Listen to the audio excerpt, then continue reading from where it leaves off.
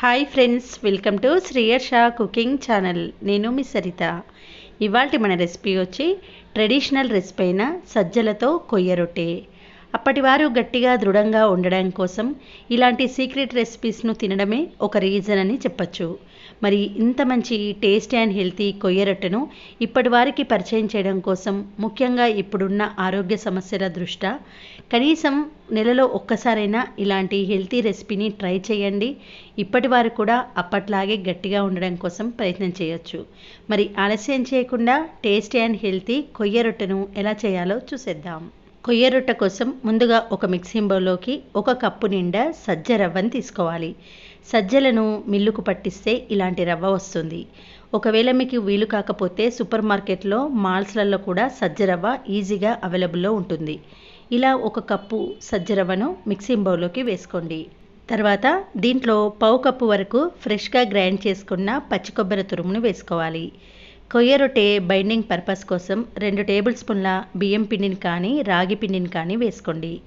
తర్వాత రుచికి సరిపడా ఉప్పు వేసి కలిపేసుకోండి.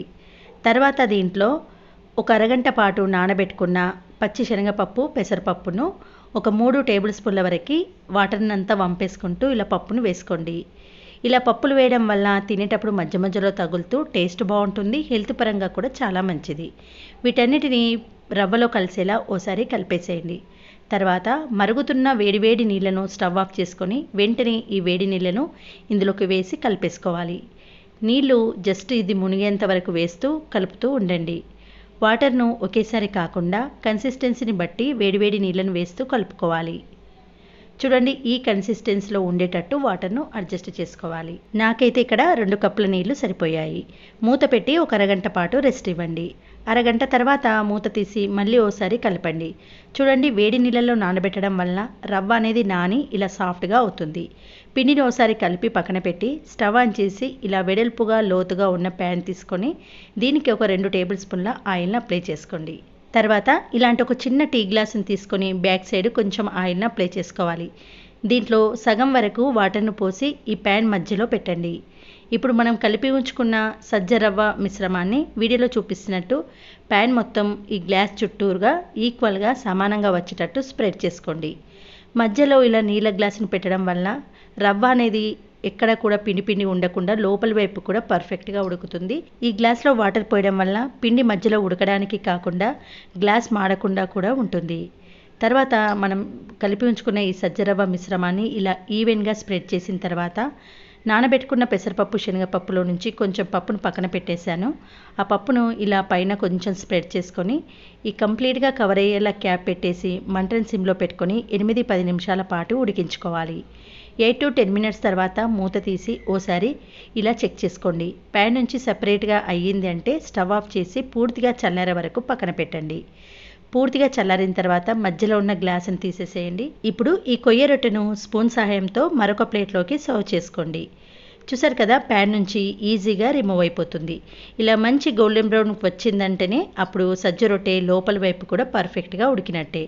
పైన కరకరలాడుతూ లోపల సాఫ్ట్గా ఉండి ఈ కొయ్య రొట్టె చాలా చాలా బాగుంటుంది. టేస్ట్ పరంగా, హెల్త్ పరంగా చాలా మంచిదండి. ఇలా కట్ చేసుకొని చిన్న చిన్న పీసెస్ను డైరెక్ట్గా తిన్నా బాగుంటుంది. అప్పటి వారైతే ఈ కొయ్య రొట్టెను ఇలా బెల్లం పానకంలో నంచుకొని తినేవారు. బెల్లం పానకంలో నంచుకొని తింటే ఇంకా బాగుంటుంది. కాబట్టి కొన్ని నీళ్ళల్లో బెల్లాన్ని కరిగించుకొని ఇలా పక్కన పెట్టుకోండి. పూర్వకాలంలో ఇలా కొయ్య రొట్టె ముక్కలను ఈ బెల్లం నీళ్ళల్లో ఇలా డిప్ చేస్తూ తినేవారు. అలా చేస్తేనే అసలైన కొయ్య రొట్టె రుచి అనేది తెలుస్తుందట. మరి మీరు కూడా తప్పకుండా ట్రై చేయండి. ఎందుకంటే సజ్జలలో చాలా చాలా హెల్త్ బెనిఫిట్స్ ఉన్నాయి. ముఖ్యంగా శరీరంలోని బ్యాడ్ కొలెస్ట్రాల్ను కరిగించడంలోనూ, అంతేకాదండి డయాబెటిక్ పేషెంట్స్లో షుగర్ కంట్రోల్ చేయడంలోనూ, రక్తాన్ని శుద్ధి చేయడంలోనూ, కండరాల పనితీరు, ఎముకల పటుత్వానికి, ఒకటని కాదండి చెప్పుకుంటూ పోతే ఎన్నో హెల్త్ బెనిఫిట్స్ ఉంటాయి ఈ సజ్జలలో. కాబట్టి సజ్జ రవ్వతో వీలైనన్ని టేస్టీ రెసిపీస్ చేయడానికి ప్రయత్నించండి. ముఖ్యంగా అయితే ఈ కొయ్య రొట్టెను ట్రై చేయండి. ఎందుకంటే పిల్లలు కూడా చాలా ఇష్టంగా తింటారు. కరకరలాడుతూ లోపల సాఫ్ట్గా ఉండడం వల్ల పిల్లలు కూడా ఇలా వెరైటీ బ్రేక్ఫాస్ట్ అని ఎంతో ఇష్టంగా ఎంజాయ్ చేస్తూ తింటారు. ఓకే ఫ్రెండ్స్, మరి ఈ హెల్తీ టేస్టీ రెసిపీ మీ అందరికీ నచ్చితే ఒక లైక్ చేసి మీ ఫ్రెండ్స్తో, రిలేటివ్స్తో షేర్ చేయండి. మరొక మంచి వీడియోతో మళ్ళీ కలుద్దాం. Thanks for watching this.